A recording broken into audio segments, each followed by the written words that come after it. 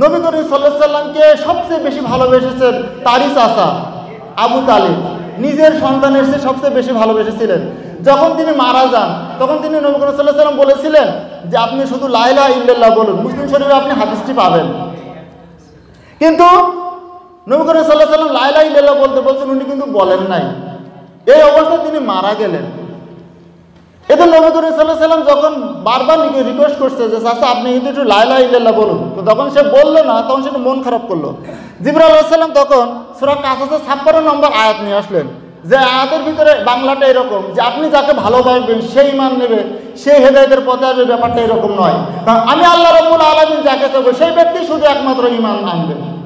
অতএব আমি আপনি ডাকতেছি, আমার ভাই নামাজ পড়তেছে না, আমার বন্ধু নামাজ পড়তেছে না, রক্তের সম্পর্কের লোক নামাজ পড়তেছে না, রক্তের সম্পর্কের লোক আসতেছে না, কেউ কারো দায়ভার নেবে না, কেউ কারো কবরের ভিতরে যাবে না।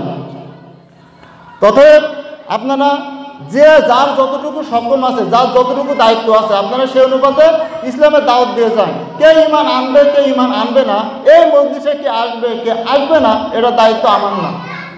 আমার দায়িত্ব আমি চেষ্টা করেছি, প্রত্যেকটা মসজিদে আমি চেষ্টা করেছি আমি যেতে, আমি না গেলেও আমি প্রতিনিধি পাঠিয়ে দিয়েছি।